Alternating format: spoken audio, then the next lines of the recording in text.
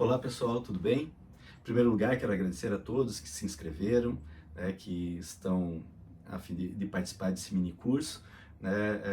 Obrigado aí pela presença de todos, espero que vocês aproveitem bastante, espero contribuir com alguma coisinha aí para o conhecimento de vocês.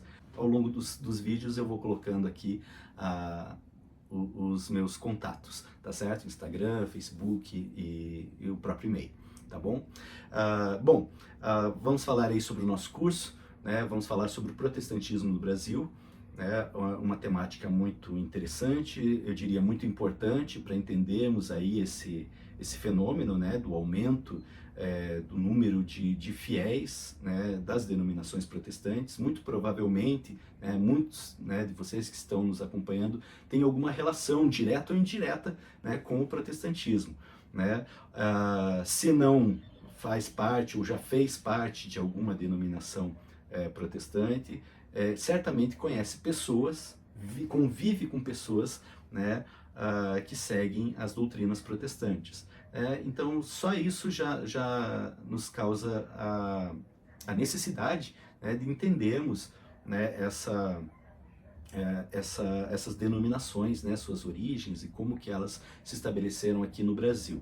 Né? Mais uma vez eu reforço, né, o objetivo aqui não é fazer nenhum juízo de valor, né, considerar o certo ou errado, mas tentar entender essa trajetória, né, das denominações protestantes no Brasil. Nós vamos fazer isso, né, através de um olhar histórico, e quando a gente fala de história, né, nós estamos falando de uma área de conhecimento, né, que leva em consideração três pontos muito importantes, eu diria basilares, né, para a história, para toda e qualquer narrativa histórica.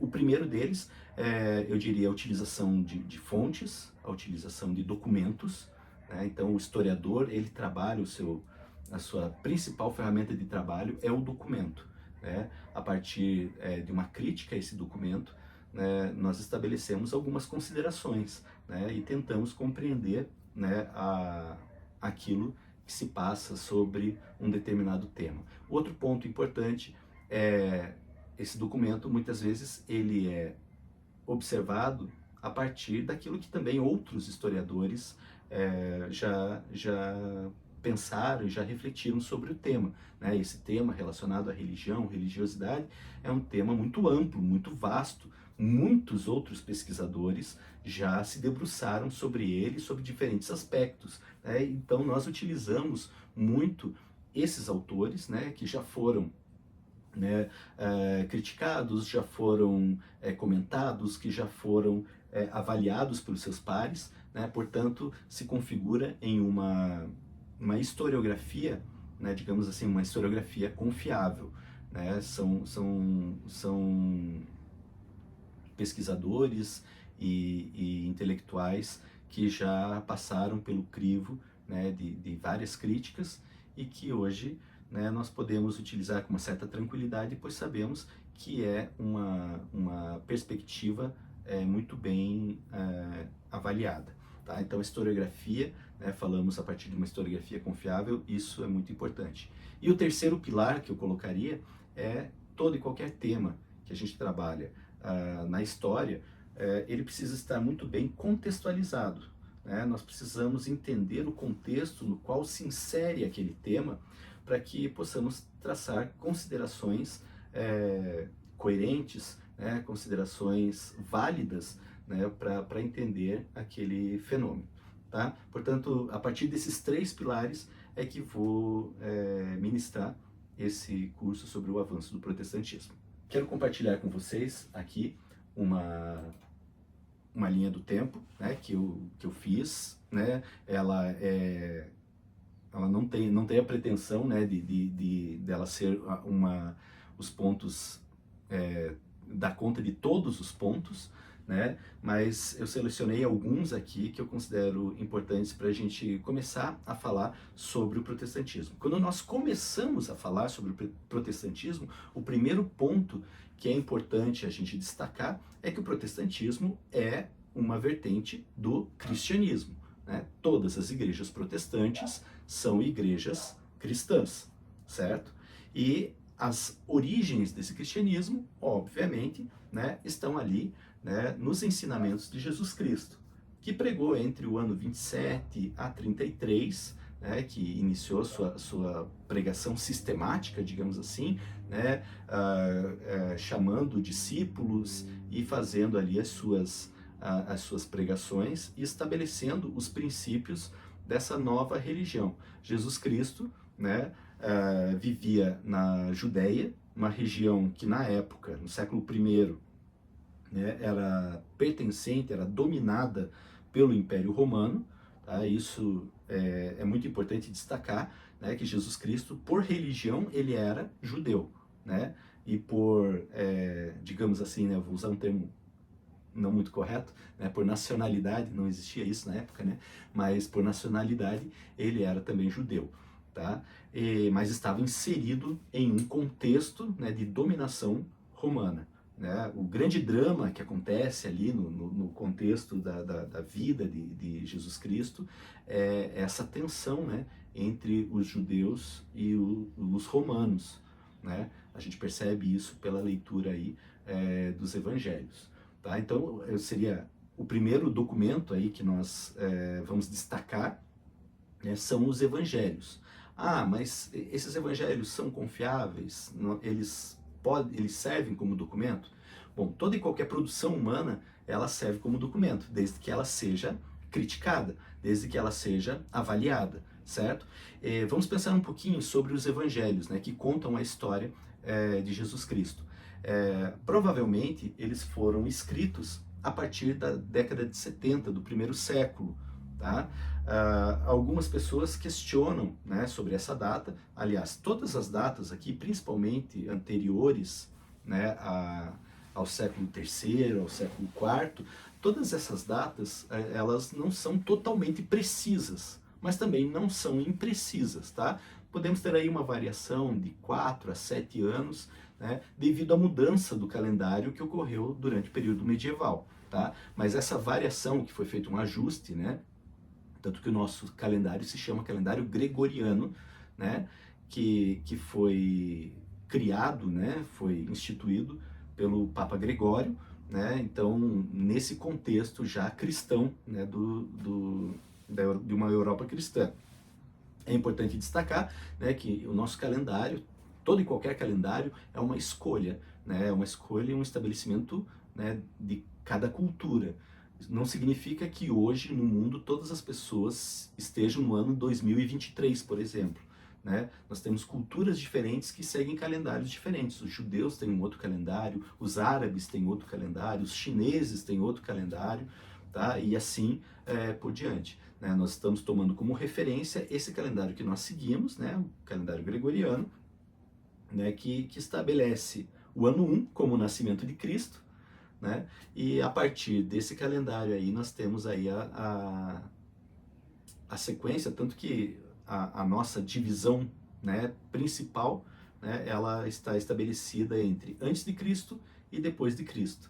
Né? Ou seja, é um calendário que atende aos cristãos, né, aos povos que adotaram o cristianismo. Bom, voltando aqui falando dos evangelhos, né, uma outra crítica que é feita é que, por exemplo, esses evangelhos eles foram escritos, provavelmente o livro de Marcos foi o primeiro evangelho a ser escrito, tá? Não está na mesma sequência cronológica que aparece na Bíblia, né? Na Bíblia aparece Mateus, Marcos, Lucas e João, né? Mas provavelmente a sequência cronológica foi Marcos, Lucas, Mateus e João, tá? É o que os estudiosos, né, a respeito aí das escrituras têm feito pesquisas e chegado mais ou menos a essa conclusão.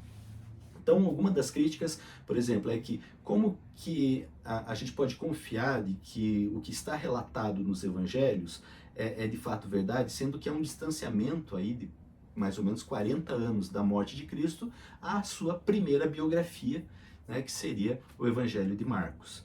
Tá?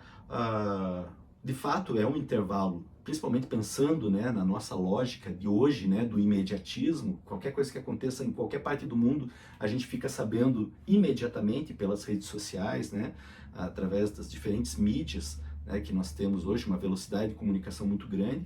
né? Mas a gente pode considerar os 40 anos ali, né, pensando numa realidade do século I, como um período viável, né, para se compreender e para se relatar a história de uma pessoa, né? Lembrando que essa tradição ela foi passada oralmente, né? Muito provavelmente, talvez com exceção de João, né, quem escreveu os evangelhos, os três primeiros, né, Mateus, Marcos e Lucas, não conviveram diretamente com Cristo, né? Eles eram discípulos de discípulos, né? Ou seja, eles escreveram sobre aquilo que eles ouviram falar do que aconteceu, tá? Então, mas uma pesquisa bastante séria. Aí, não necessariamente, daí você pode questionar, por exemplo, mas e Mateus? Mateus era discípulo.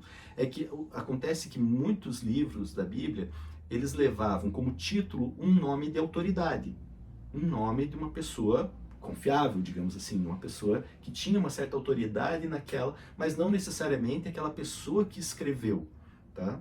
Então acontece isso, ok? O que não descredibiliza em nada aquelas inscrições, desde que a gente possa pensar, né, nessas variáveis, né?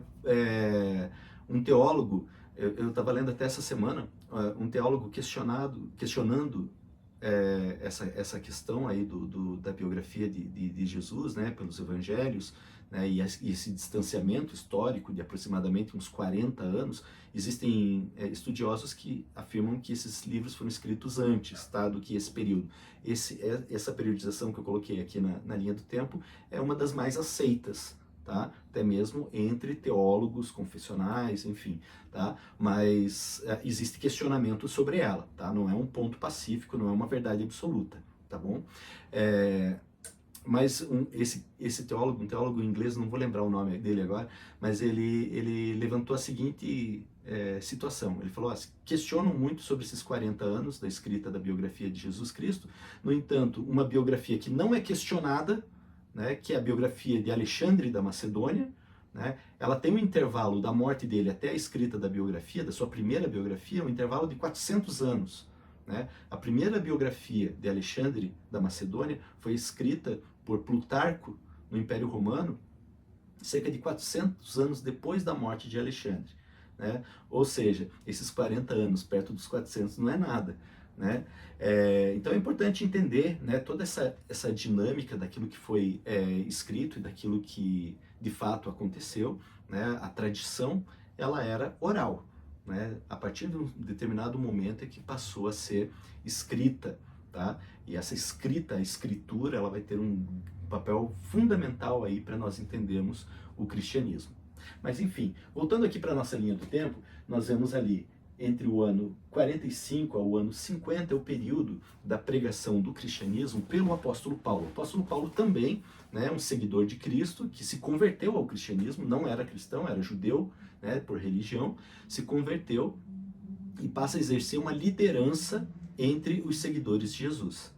Tá certo? Então nós temos ali, evidenciado pelos evangelhos e pelas primeiras cartas ali presentes no Novo Testamento, nós temos três lideranças, né, entre esses discípulos, né, após a morte de Cristo. Pedro, né, tradicionalmente apontado pela Igreja Católica como o primeiro Papa, né, isso é uma questão de tradição, tá? Ele nunca utilizou esse termo, né, nunca foi utilizado diretamente por ele ou pelos seguidores ali, chamando ele de Papa, né? Mas a tradição católica atribui ele como se fosse o primeiro grande líder da igreja. Né?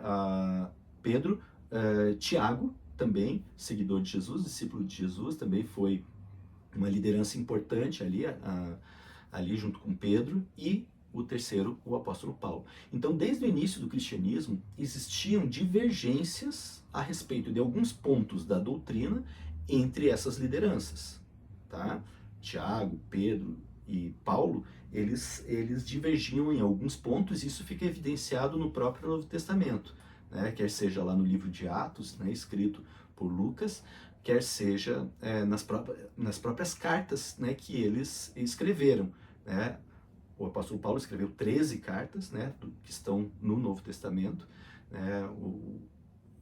Pedro tem 2 cartas, se não me engano, 2 cartas, e Tiago também tem uma carta lá que foi selecionada, né, dentre as muitas produções ali do período, né, alguns livros foram escolhidos, né, ao longo da história da igreja para comporem o cânon, né, para comporem os livros que iriam para pertencer ao chamado Novo Testamento, a Bíblia.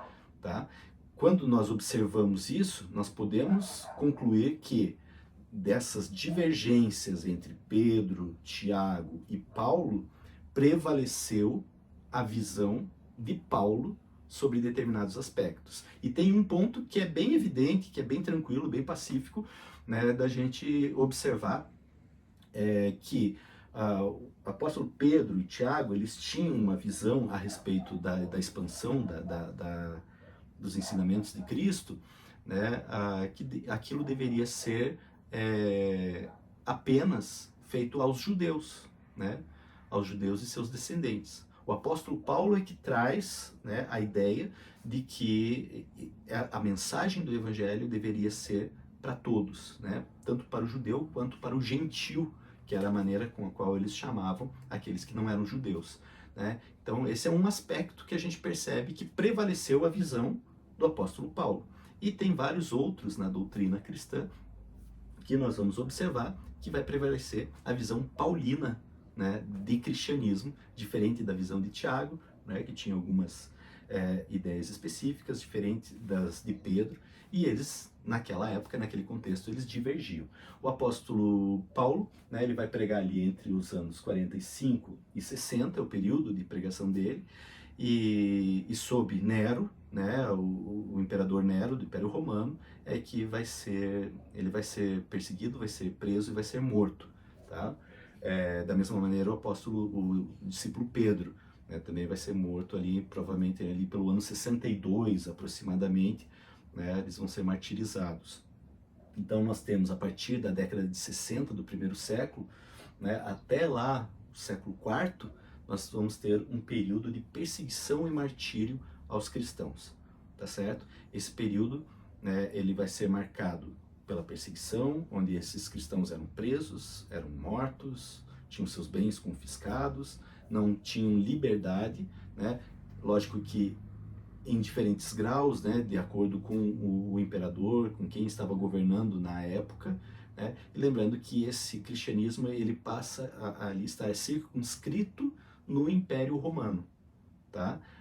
Entre os povos ali dominados pelo Império Romano. Para além das fronteiras, eles vão se expandir, o cristianismo vai se expandir para além das fronteiras do Império Romano, mas de uma maneira muito mais lenta, né? Tanto que até hoje nós vemos as consequências disso, né? Onde que nós temos o cristianismo? Nós temos cristianismo no Ocidente, né? Entre os países ocidentais prevalece o cristianismo. Em outras regiões, ele não é necessariamente a religião que prevalece, tá certo? E por consequência, esse cristianismo que se estabelece ali no Império Romano, ele vai se consolidar, né? E vai chegar até nós, né? Como nós conhecemos, né? A partir de toda uma estrutura hierárquica que vai ser formada, né? A partir especialmente a partir de Constantino, né? Nós vemos ali que os cristãos, ele é o primeiro imperador a se converter ao cristianismo, né? Então a partir dali esses cristãos, esses grupos cristãos começam a exercer um protagonismo político também. Mas o que eu queria frisar nesse primeiro vídeo é que no cristianismo, já desde o seu início, né, os primeiros discípulos de Cristo, eles já apresentavam momentos de cisão, né, de diferenças de ideias, diferenças doutrinárias entre si, né? Isso é uma constante aí na história do cristianismo. Tá certo? Então, gente, a gente continua sobre esse assunto no próximo vídeo. Espero vocês lá.